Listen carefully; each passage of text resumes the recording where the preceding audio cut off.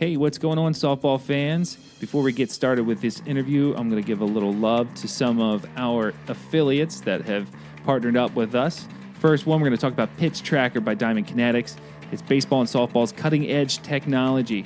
Brings science-based motion analytics to a first-of-its-kind, smart baseball and softball, easy-to-understand metrics, data, and pitching analysis give you more powerful information right at your fingertips. Tyler, you've seen this. I trust and believe in the data and analytics that's provided by this tool. I'll tell you, if you're looking, it's one of your favorites. It's one of my favorites. If you're helping your player, whether it's your daughter or son with a baseball one, get better, this is a must-buy. If you're a coach with a team of pitchers and you're looking to get information to see if they're actually making improvements, this is a must-have for anybody, honestly, involved in the game. And how about the rope bat? It's the answer for those who are serious about the game by teaching a swing that maximizes centrifugal force and total body connected movement. The result is greater speed, strength, and consistency for the hitter. Just go to theropebat.com and enter the promo code GYP10 to save 10% off. Tyler, you've used this as well. Hey, I'll tell you right now, I mean, if you're not using this with your hitters, you're not helping your hitters, that's for sure. Everybody who has hitters, whether, boys or girls, again, you should have one of these in your arsenal of weapons to help your kids get better, because not only does it help with mechanics, it helps with, approach and everything else to the ball, driving through the ball, and everybody out there wants their hitters to hit the ball more consistently, harder, and further. So that's the swing tracker at diamondkinetics.com and the rope bat at theropebat.com. Use promo code GYP10 for 10% off. Let's talk about this episode. This episode, we talked to a very, very awesome softball player, Keilani Ricketts. We were so happy to do this. I know Tyler had told me, he had shown me posts about her and all kinds of different things, and got to talk to her, love her story, dove into so many different things, whether it was the mental part of it, or, how she's coaching today. It was just fantastic to talk to her, and I think we got a lot out of it. I think a lot of our listeners are going to get a lot out of it. And just make sure you're sharing this with everybody. Yeah, no, shout out to Rick. Honestly, he helped facilitate us getting in contact with her. And it's not often you get to talk to an athlete as accomplished as she is at the highest levels, honestly. And, it's exciting to dive into what she's accomplished, what she wants to accomplish, and the path that she took to get there and the work that she's put in. And, even she talks about some of her failures a little bit and how she overcame them. And at the age of 20-something, still just trying to understand, just be yourself and don't try to be somebody else. And all of those words that you don't really think about when you're a teenage athlete or you're a coach of these athletes, and what they're going through. So there's a lot of information in here for anybody, player, coach, or parent. Yeah, and I love one of the things she said is never settle, and that is something I think you should stick to in life and on the field. I think it's awesome. Never settle, always strive to be that better, whatever it is, what a better player, better hitter, better thrower, better human being. So just never settle. Enjoy this. We will talk to you at the end of the show.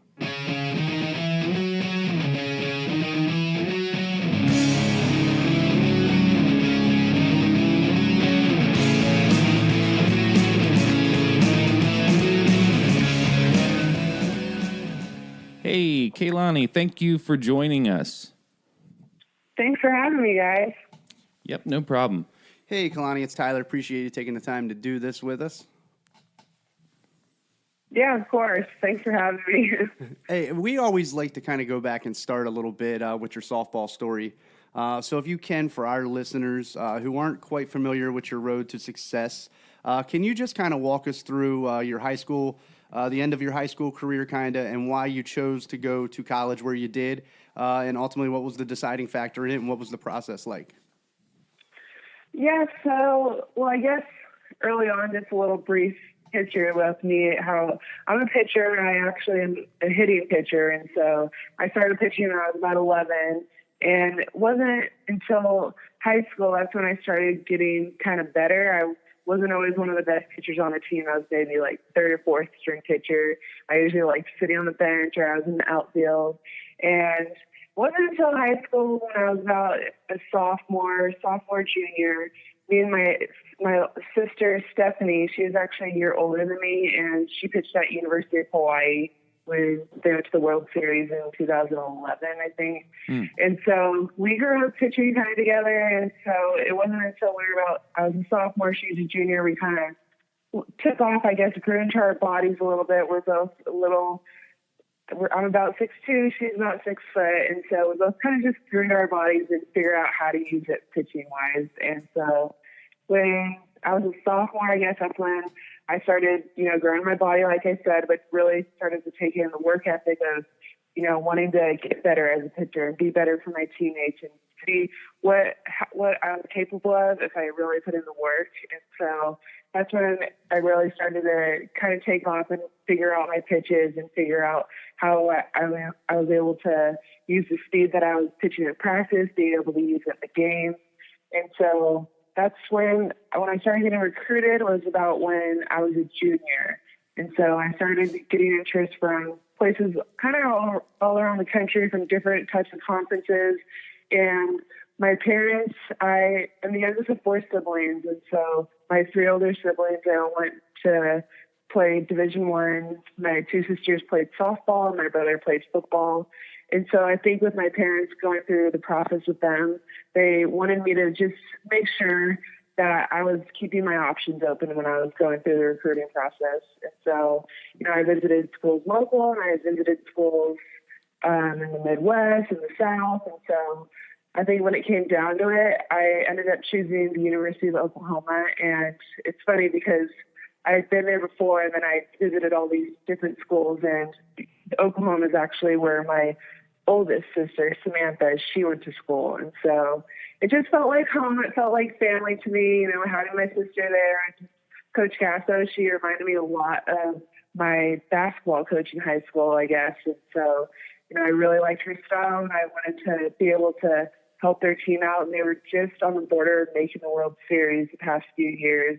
They made it obviously in the early 2000s, and then the mid 2000s, they were kind of on the border. And so I think that for me, it was a school that I felt like I wanted to go to, but I also was wanting to make an impact on a program. And so for me, it was awesome to be able to go there and be around girls that I knew and girls that, help me be better as a person and a player. And so when I was there, we didn't make the World Series my freshman year. We were 1 game out, and then it was kind of cool because each year we just got better and better. So my sophomore year, we ended up making it.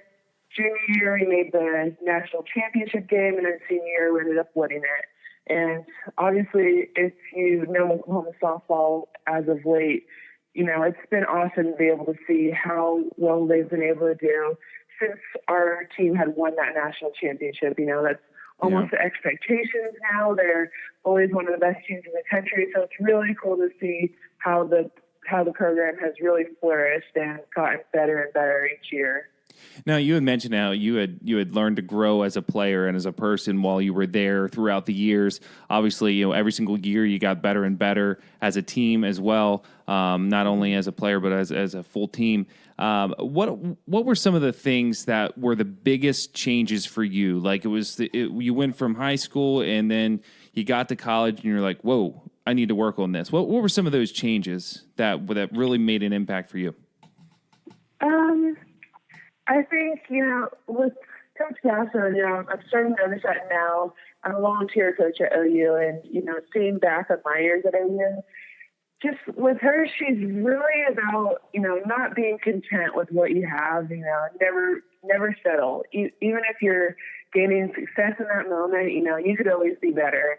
That's what I'm really seeing with their team that they have right now. They're having a ton of success this year, but I was looking back, that's really what helped me as a player. Okay, yeah, we were 1 game out from the World Series and I was an All-American as a freshman, but why can't we make the World Series? I think each year there's always something from last year that kind of gives a chip on our shoulder. And it's like, we could do better than this. We could do better. So, it's something that it's always helped me as an athlete, kind of growing up as being in high school, playing different sports. And so that's something that I was able to really relate to and just kind of thrive off that as a college athlete. And just to tag on to that, that's probably something that you're able to take into your professional life as well, outside of playing, just with, coaching, just being a professional. I'm sure that's something that carries over to you. Never settle, just keep moving and striving for the best. Oh yeah. I think that's definitely an athlete mentality that, we're able to just relate to. You think you're doing something right and you're like, okay, there's always something better that we could do. So it's been cool to be able to, as I've gotten older, be able to see how that could relate to things outside of softball as well. Now I got to ask, because she's such a, it was such a big kind of off-season topic. I just wanted to know what your experiences was like and what you learned from Coach Lombardi while she was there and you were there.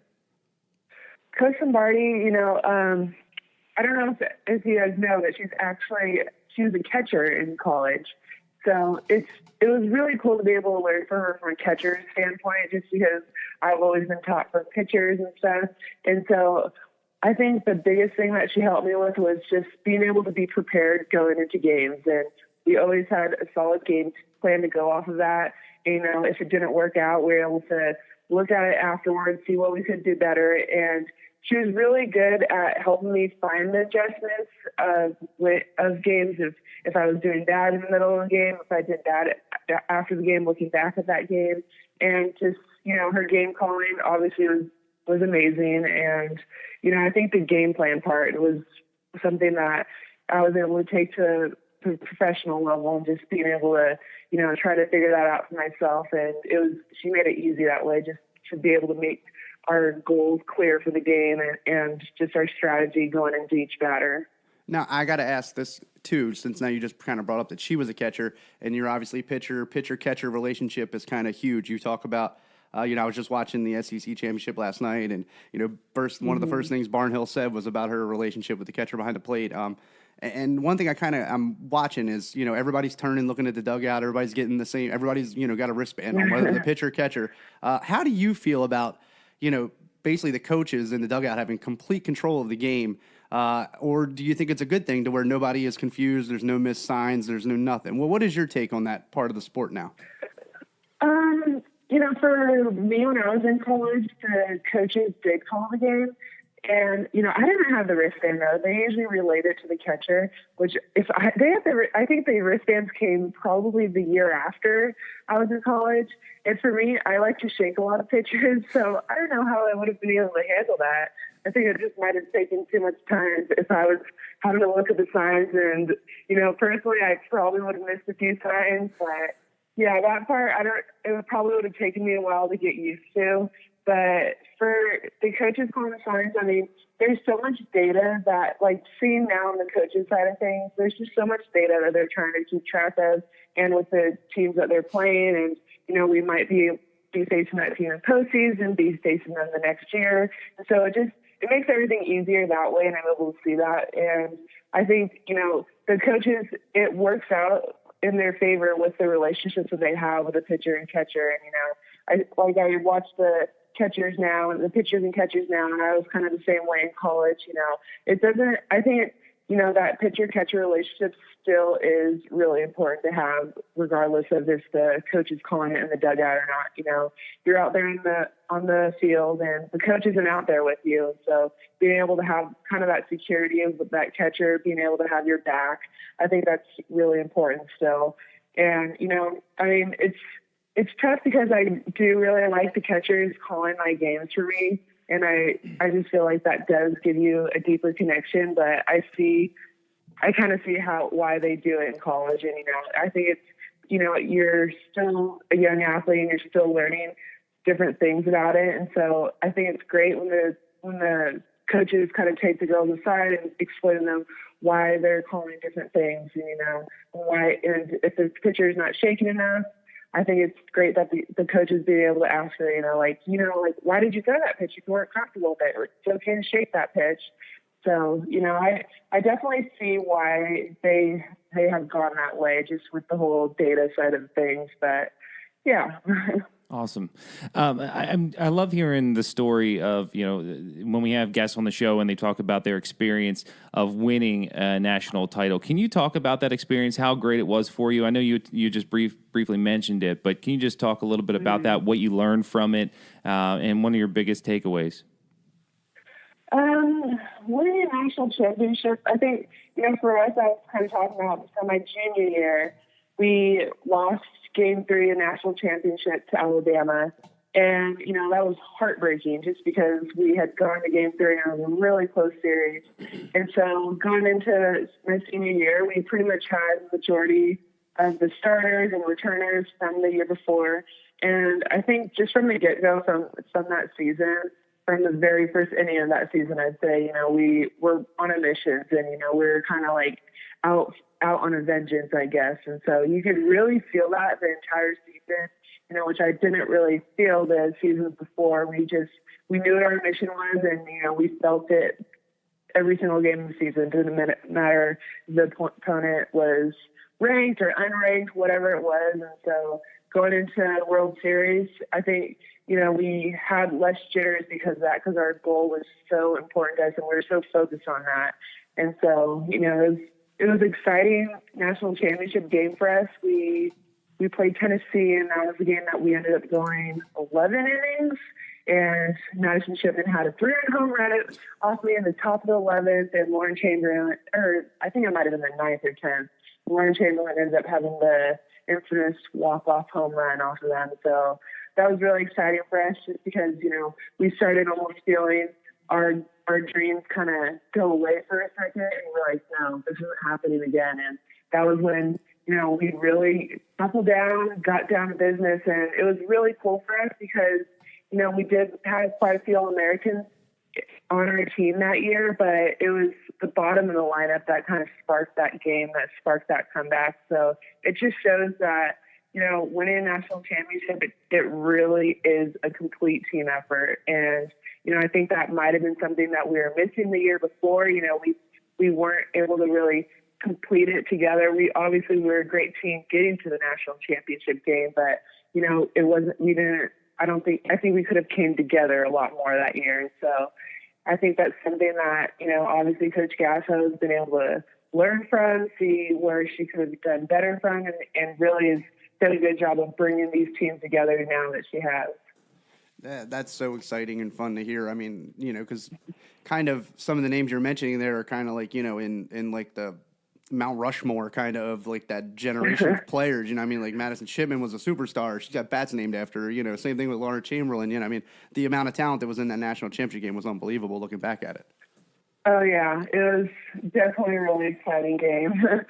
Yeah, I mean, having Lauren Chamberlain in the lineup, she's known for her home runs and stuff, but for me, whenever people ask me about her, she was just so clutch. She just wanted to do so much for her teammates, and that's really how she thrived. It's just when the game was on the line, she wanted to do whatever she could to help spark her team. So, I'm fortunate enough to be able to play with her at the USSSA Pride after college. So it's been cool to kind of see both her and I grow separately and together, and to see how, obviously as professional, it's a totally different ball than college. Just to be able to see like how both of us have been able to kind of be in a different stage and being able to grow in different ways. Well, you just kind of brought it up, so let's dive into that a little bit about your draft experience and going into the Pride, and how that transition was made and what that experience was like for you. And it's kind of cool to always hear the little bit of different stories that some of the players have. Some of the coaches, make all the players put their phones away. None of them. Some of them found out from their parents in the stands while the game was going on. So, what was your kind of draft day story and how you ended up with the Pride? My draft day story. I don't think that the draft was as popular, as exciting as it is now, just because I think Twitter is still kind of coming around in 2013. But I think I was just sitting at home doing homework when I found out that I got drafted by the Pride. And I actually joined the team later that summer. I was still kind of on Team USA, and then besides that whole thing, I mean, we had a little, I guess, falling out with the decision to play in 2013 or not. So I ended up joining Pride later on that summer. And, it was kind of a hard transition for me, actually. I came in and Kat Osterman was on the team, Kelly Kretschmann, who's still on the team, Jen Salling, Danielle Laurie. So a lot of former Olympians and possibly future Olympians are on the team. And, our team was kind of stacked with Caitlin Lowe, Natasha Watley, a lot of big names around the team. And so for me, I was kind of starstruck. And, I think that's it kind of is a trend when you come to Pride. Some of the girls kind of get starstruck. But I think for me, the transition was hard just because of the different stage it was on. For the MPF, we only had about 4 or 5 teams when I first started playing. And so, we were playing the same teams constantly. We're in college. You play a team one time, you maybe pitch against them twice, and then you might never see them again, or maybe you'll see them in the postseason.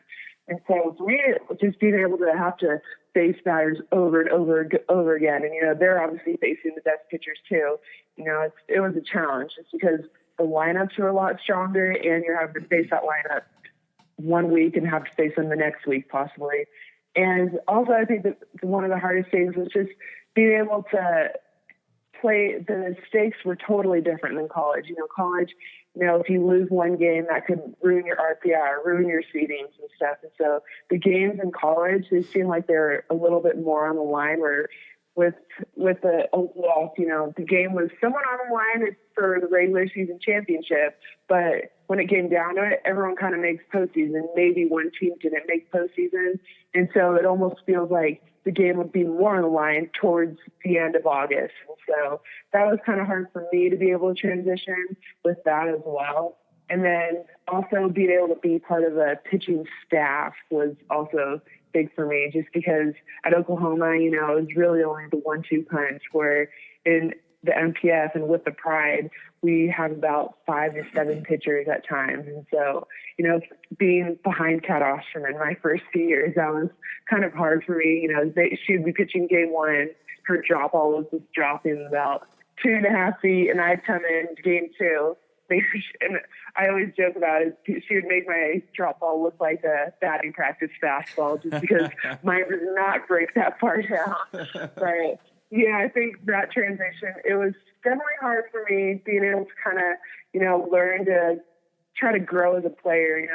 And I think for me, I was trying to go off of past success, who I was in college, where it was finally, I think about my 3rd year, I just kind of gave up on that. And I was like, I just need to be a new person, just come into my own person, and just stop focusing on so many uncontrollables and just focus on having fun. Because really in the MPF, and I tell a lot of people this, is that the girls that you see having the most success, which I guess is in probably any sport, any level, college to high school, is just the girls having the most fun out there. And so, that kind of just has been my goal the past few years, is just, go out and have as much fun as I can, because my teammates, they're fun. And so, it's helped me really relax and make my goals a lot clearer, just being able to have fun out there.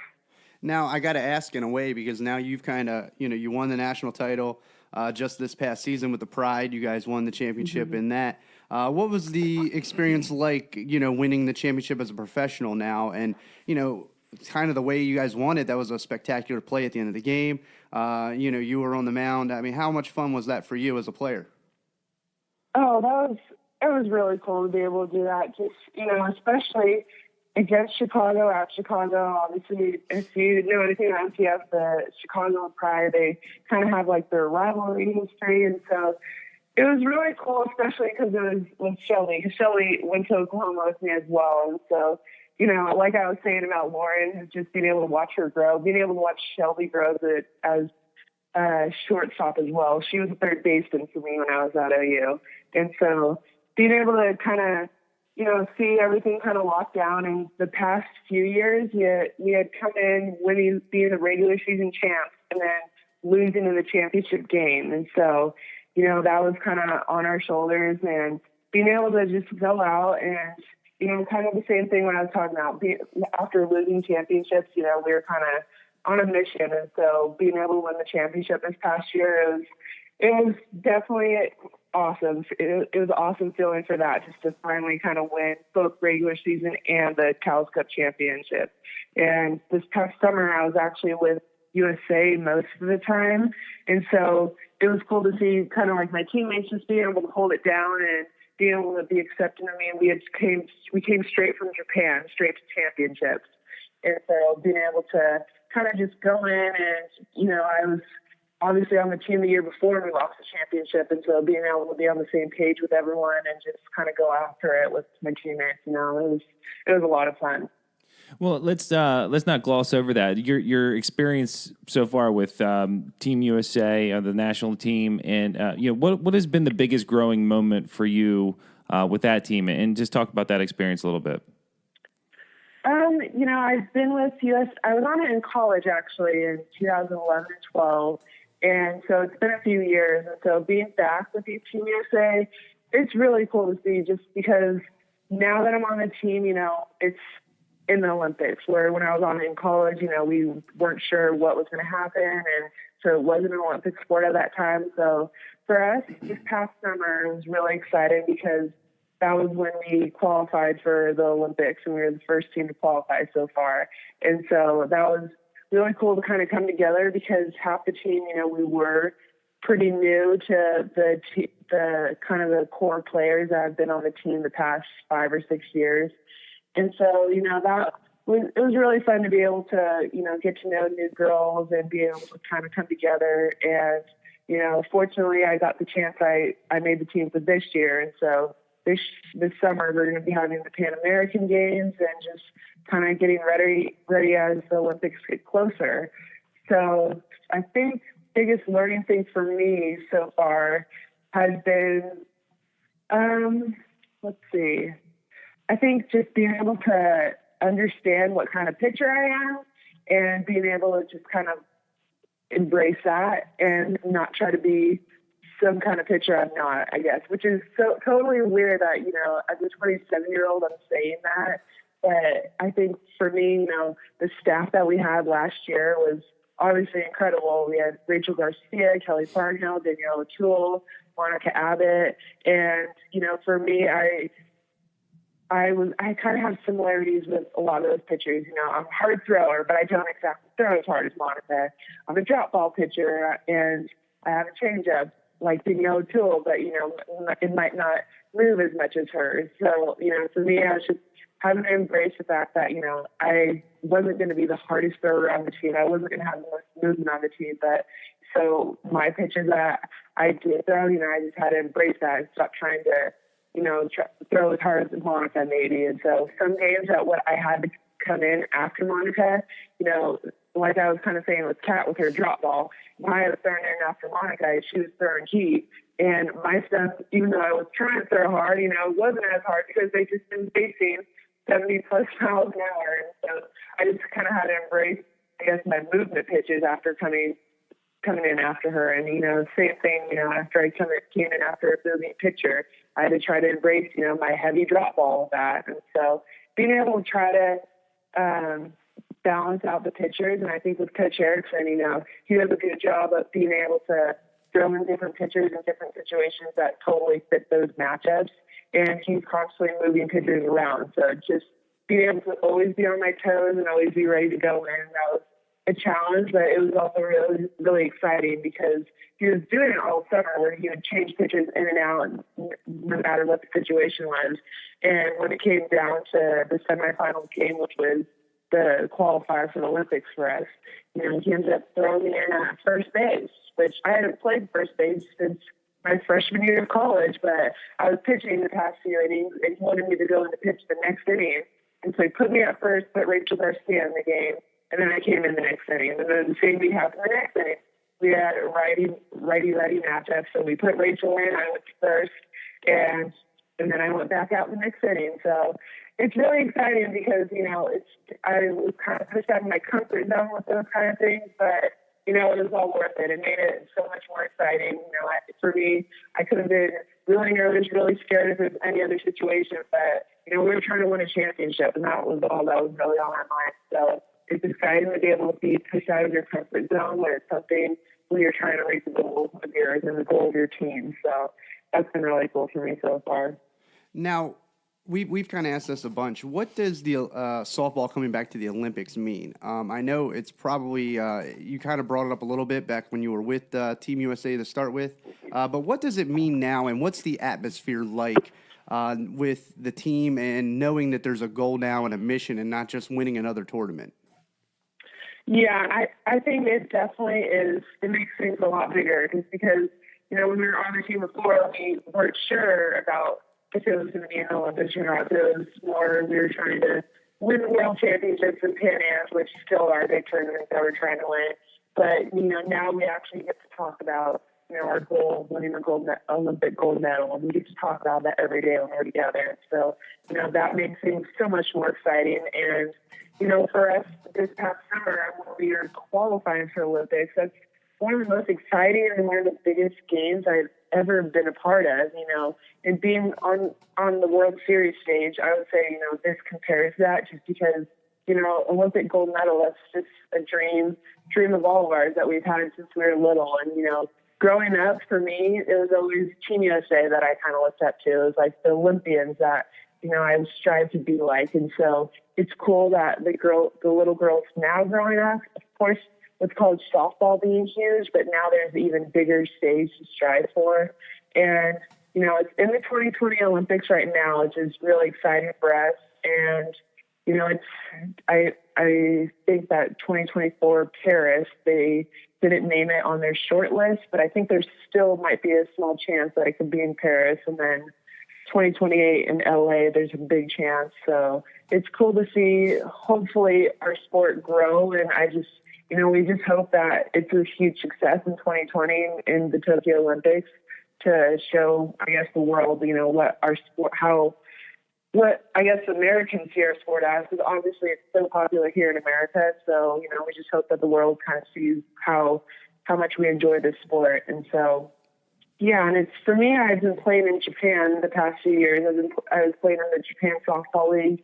And so I was over there when they announced it back in 2020. And just to see the past few years, see how much softball has grown over there too, and how much of their PR is headed towards, Tokyo Softball Olympics, bring softball back. That's been really cool to see. And so, it's awesome that they're bringing it back to Tokyo. And, I think that's one of the best countries you can do it for, just because they love softball just as much as we do here in America.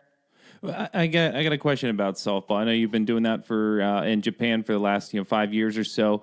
What has been the biggest I don't know, barrier? Have there been any barriers for you going over there? Obviously, there might be some communication barriers, but I'm just curious, from playing in the U.S. to going over and playing in Japan, how is the game played differently over there in terms of speed, or are there certain things that just kind of threw you off, or if you could talk about that.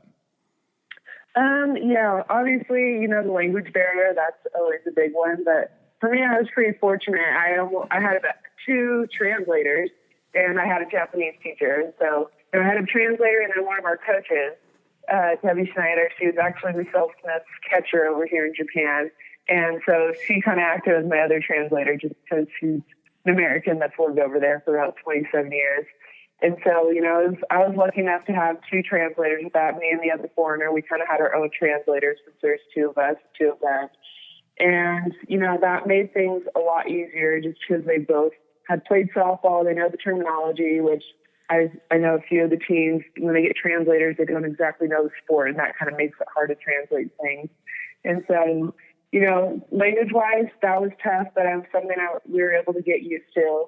And I guess, like you said, it's a different type of softball. And, my first two seasons, most of my losses were hit and runs with a runner on third, which is crazy. You don't really hear about that in the U.S. softball. There's maybe squeeze plays at the plate and stuff, but, not hit and runs. And that's something that, Japanese, they kind of take pride in, they're really good at. And, I think with them, they might be tiny, but they're pretty mighty. But yeah, they're small, but they can hit the ball. They hit it hard, but then a lot of times they'll hit it for contact, or they'll bunt the ball, so you're just always on your toes, and they're always doing it in the most unpredictable counts. And so that's one thing, I had to learn as a pitcher, being able to kind of pitch in those different situations. You have to really figure out, sometimes if you're trying to figure out too much, oh, they could be doing a hit and run in this situation. And sometimes, you just have to pitch the ball and just react once you hear that the runner is running home. And so that's something that, is hard for me to be able to kind of transition off of, but it kind of made it fun to being able to learn and being able to practice that. But yeah, I think them just being able to, they're always keeping you on your toes in a different way than Americans here. But yeah, it's been fun to be able to grow off of and being able to learn their type of softball. No, that's fun. That's cool to hear, honestly, because it's definitely different than here. So, but let's transition a little bit now into your kind of coaching side and the things you've kind of been working on. And you kind of brought up that you're coaching at Oklahoma now, but you were also kind of doing your own private thing. Can you just talk about why you decided to get into coaching? Was it something you always wanted to do, or is it just something that kind of came, as an opportunity and you wanted to see what it was like?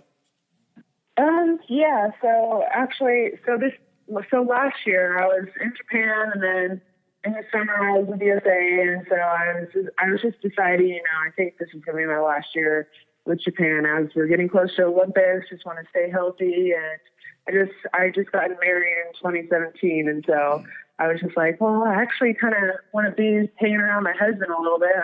I kind of do when I'm in Japan for 6 months out of the year, and so I decided it was time for me to stop playing in Japan, and I was thinking, maybe I could be a GA somewhere, or I was trying to figure out what I wanted to do, and I was talking to Coach Gasso. She was with USA at the time as well. She was the head coach of the B team, and she was saying, why don't you come be a volunteer for us? Like, you'd be able to train, use our facilities and everything. We'll help you get ready for the Olympics if that's what you want. And so I was thinking about it, and so I decided to. I thought, what better place to go than to Oklahoma if I'm going to be training, and if I'm not going to be in season, not since Japan is in season right now, might as well go somewhere that I'm used to. I know the people there, and so it's been great for me training-wise as an athlete, just because I'm able to, use the facilities. Coach Rocha and JT, they're able to help me whenever we have free time, and I'm able to throw to the girls at practice. Obviously they're one of the best offenses in the country, so it's great for me to get better as a pitcher. It's kind of frustrating at times because they are so good, and I'm like, how are you hitting that pitch? But it's been great to be able to, if I'm not going to get better playing a game, then might as well get better pitching to a team like this. So that's been great for me as a player. And, I kind of went in with the mindset that, I'm just going to be training, and I'm not really going to be used here. But it's been cool to be able to kind of be used and kind of help the girls out with my own experiences as an athlete, for Coach Gasso. And just, there's obviously different types of pressure situations in college, and girls kind of going through different things. And I've kind of been through that, being a hitting pitcher. It just, I was kind of put into pressure situations a lot more, being the number one pitcher for Oklahoma. And so I've been able to kind of help them and share with my experiences, and kind of hope that helps them along the way. But it's been cool to be able to, be in the bullpen and just hearing Coach Rocha, hearing how she's able to help her pitchers out. And it's really cool to see, because she comes in kind of with the same mentality as Coach Gasso has, just never be content. And she'll have a pitcher that'll throw a perfect game, and then the next week they're in the bullpen, okay, you need to work on this pitch. And, it's cool to see that she's constantly working with the pitchers, and just to see how different she is from Lombardi. And it's cool because Coach Rocha and Lombardi, they pitched and caught together at Oklahoma. And so, they kind of are similar, but then she's the pitcher side of things, Coach Rocha is. And so she really is on the field, and she obviously is a great pitch caller herself. So it's been cool to really learn from her and to see what has made her so successful. And, for me, I've been giving pitching lessons on the side with NCAA rules. I'm not really allowed to do lessons right now, so I've been doing clinics right now every week. And so I've been able to kind of learn different drills. I learned just different ways that Coach Roach is working with her pitchers, and I've been able to kind of correlate that and help the younger pitchers that I'm helping with right now. So that's been fun to be able to learn from her and just kind of use it with my own things and with things that Coach Lombardi taught me.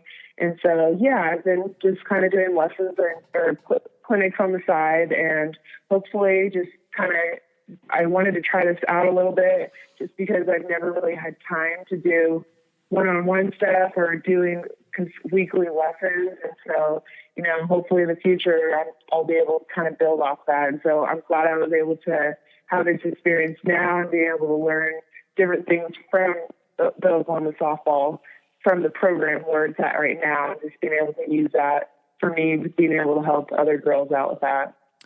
I have a question. I love hearing this from the players turned coach, or the coaches that are still playing professionally today. You always get different answers on this, but I'm just curious, since you're seeing girls at different levels, whether it's a high school level or at the college level. I'm just curious, are there things that you're seeing from young pitchers that are like standing out where you're like, okay, this is a common flaw that most of these pitchers have, and if they would just take a little bit of time to work on this, they would be so much further ahead in their game. I'm just curious, is there like a certain flaw that you see is most common amongst the young pitchers? Yes, and I think the biggest thing is that there's girls that are coming in that are 8 or 9 years old, and they have like 6 or 7 pitches. And I look at them and I'm just like, I only have 3 pitches. Like, how do you have so many pitches? And I think just the biggest thing is, a lot of young girls, they're wanting to learn so many pitches at such a young age, or they feel the need, or their coaches are telling them, you need this pitch, you need this pitch, you need this pitch.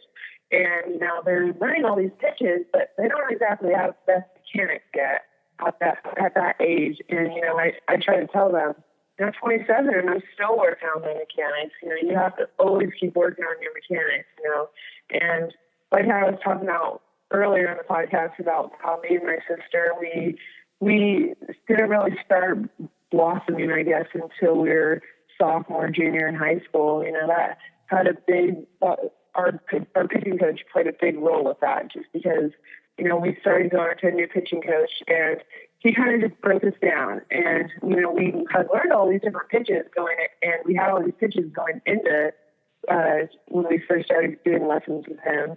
And, he told us, no, we're not going to work on any of those pitches. You guys need to learn how to pitch. You guys need to have the right mechanics. And so it took us almost a year to really kind of master those mechanics of what he was trying to teach us.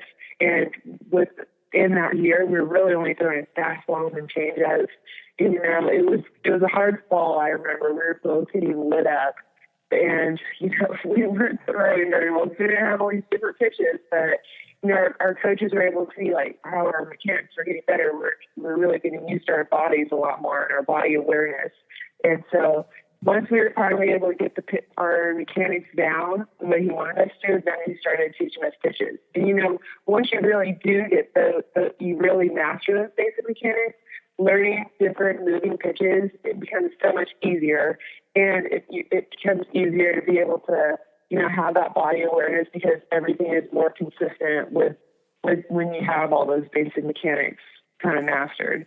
And so for me, when I've been doing these clinics and lessons, I try to just do drills to be able to really harp on all of those different mechanics, being able to really focus on your load, your explode, your stride, those things before we start getting the moving pitches. And, I think that's just one of the biggest things is girls trying to learn all these pitches when they still don't have the best load, when they don't have the best, stride or something like that. So, being able to really focus on those mechanics before doing those moving pitches is something that's really key. And I just thought of this story right now. So when we were in college, we faced a pitcher. It was from a very small school, and I forget what the name of it was, but she set us down, and I think we were top 4 in the country at that point.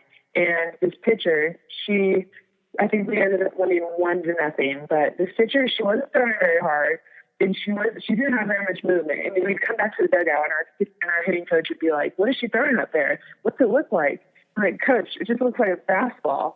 But for me, I kind of have like a pitcher's perspective of things when I'm up at the plate, and I'm just thinking, I'm like, she may just have a fastball. It's not moving, but she is spotting the ball so well. And, that's something with Japanese pitchers as well. Some of them don't have the best movement, but they're really able to just spot their corners so well. And, that's something that kind of, that game, it was my junior year, but I always think about that pitcher even now. It's just, you don't always need all the moving pitches. You really, if you could really master the mechanics and being able to hit your spots, that's huge. That's way better than having a curveball that breaks across the plate if you're giving away the pitch with your mechanics. And so, being able to hit your spots with your fastball, if you're not able to do that, then how are you trying to learn a screwball to hit your spot? And, I'll have girls come in and I tell them to hit their four corners with their fastball, and they're not able to do that. I'm like, how are you trying to learn a new pitch if you can't do that with fastball? And so, I know that was a long explanation, but being able to master those basic mechanics and hitting your corners before moving on to those moving pitches. That's awesome. What's really funny is your answer to that was almost spot on answer that Kat Osterman gave us as well. So that's pretty cool. So you guys are in the same ballpark. That's good. That makes sense. It's amazing that you see it so often. It's just like all the little girls coming to camp. I had 6 or 7 pitches. I didn't even know they taught that many. I just wonder who's telling them that. You know what I mean? Like, is it some dad who doesn't even know what half of them are, or is it some really like somebody like you who has real experience in the game? That's for sure. Yeah, it's so funny. And I feel like maybe it's the coaches too, telling the parents, she needs to start learning different pitches. And so the parents are trying to figure out what pitches she needs to learn. And then sometimes you'll even see girls who come in, they say they have all these pitches, but they all kind of look the same. So it's like, okay, who's telling them they have different pitches? Oh man, it's always something with young girls and some of the coaching out there. That's for sure. So it's good to have resources like you that they can go get information from. If you can, let's talk a little bit about some of your goals that you have here moving forward in the next, say, 3 to 5 years. What are some of the things you'd like to accomplish personally and professionally? Some of my goals, obviously 2020 Olympics. So, goal is to make the team. We have our Olympic trials coming up this fall. So that's like the final cut before the team, and just hopefully make the team. And, then the bigger goal is to win the gold medal. So that's obviously my professional softball goal.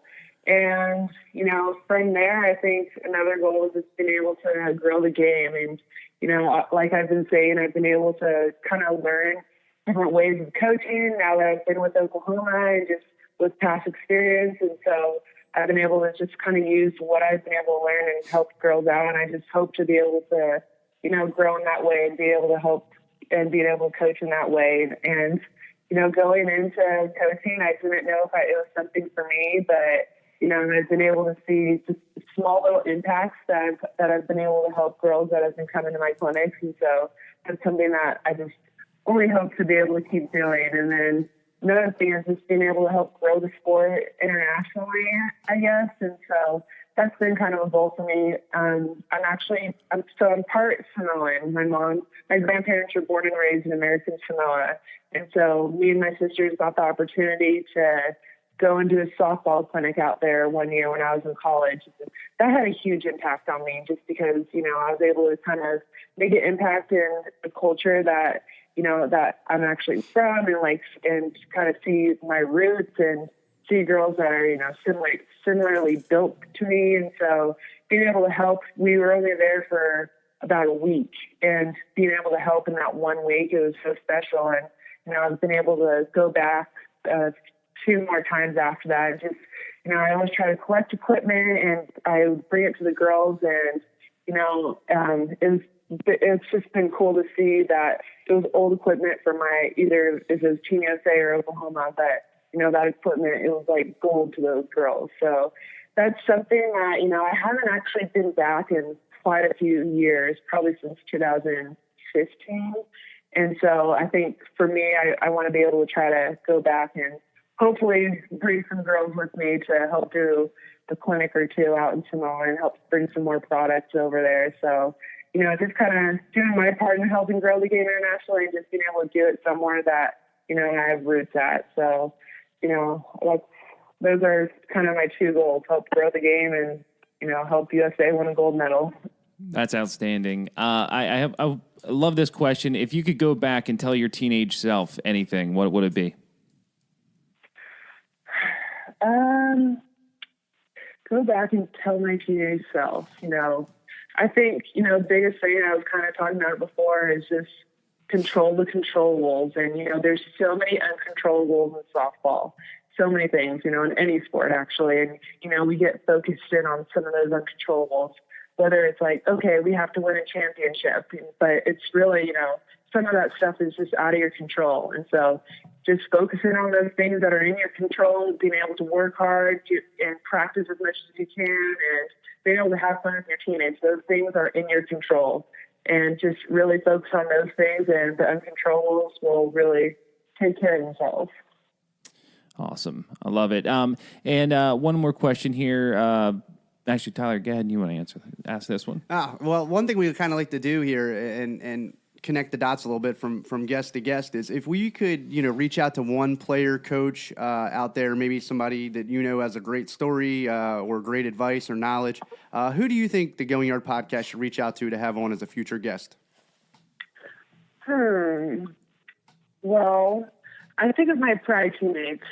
So I would say Lauren Chamberlain. Obviously, she has such a unique perspective on things and how she's able to help the sport grow. And, Megan Wiggins, she's someone that I really like listening to. She definitely has a different perspective on things and she's someone that she really is passionate about softball and being able to grow the sport. So, those two, they really stick out to me. Awesome. Where can our listeners find you if they want to get more information, want to want to look up, see what you're doing, and what future clinics you have going on? If you could just let us know all that. Yeah, if you want to be able to find me, you could, obviously the easiest one is social media. I'm on Facebook, Instagram, Twitter, and my username on all those is the same, at Lonnie Ricketts 10. And I just got my website up and going the past month. It's www.KeilaniRicketts.com. And, I'm going to be trying to post blogs on there and my schedule and my clinics and lessons that are going to be coming up. So, yeah, you can find me at any one of those. And I usually keep them all pretty up to date. So, whenever I have off time, I'm kind of going into season within this next month and going to be going from there. But I'll be hopefully being able to have time to do clinics and lessons coming up this fall after season. But yeah, you can find me there. And if you have any questions or anything that, that kind of stuck out what I was talking about, I'm more than happy to talk about it with any of you guys. Awesome. Fantastic. That's great. And honestly, I mean, some of the information and stuff out there, it's important for coaches and parents and players to all understand, because I think there's a lot of bad information sometimes, or people just don't know, and they think they know what they're talking about, and they don't. So to get quality information from someone like you, I think is important for the game and for the players, younger players coming up. Oh, thank you. But yeah, it's awesome to see different players being able to kind of get into coaching and just being able to get their perspective on things, because I know we all have totally different stories, but we all kind of have similar connections in that way. So it's cool to be able to see different players just kind of helping out the sport. Awesome. Well, we have one more question for you, and this question is brought to you by Softball Lifestyle 101. You can go there, get hats, shirts, book bags, jewelry, anything you possibly think of for the softball player out there. Enter the promo code GYP10 at checkout. You get 10% off. So this question I'm going to ask, we love hearing this answer just because it kind of takes you away from softball and kind of gets you into your head a little bit, see what gets you moving.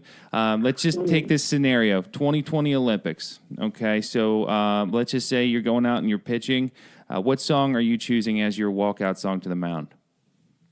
Okay, it's Winter. The remix version of Winter. You can find it on SoundCloud probably by Spawn Breezy. I'm kind of into the whole island Hawaiian reggae thing, so he's one of those type of artists. But yeah, it has a good beat to it. I like that song. Awesome. Well, we're hopefully we have the right version. If it's not the right version, we'll blast it out on like a playlist for you. But I think we found it. And we enjoyed having you on. So glad you were able to join us on this Sunday morning early. And we think that our listeners are going to get so much from it. And we wish you the best of luck this year with Team USA and with obviously with the USSSA Pride as well. We look forward to talking to you soon. Thank you. Thank you so much for having me. I appreciate you guys being able to let me kind of talk about my story a bit. So thanks again. Yep, no problem. Yes, thank you. Best of luck. Good luck with the Sooners here. I know you guys got Mission Championship there, so one championship here at a time. So good luck to that one. Good luck with Team USA coming up, and good luck with the Pride this summer. Thank you. Appreciate it. All right, see ya. All right, bye.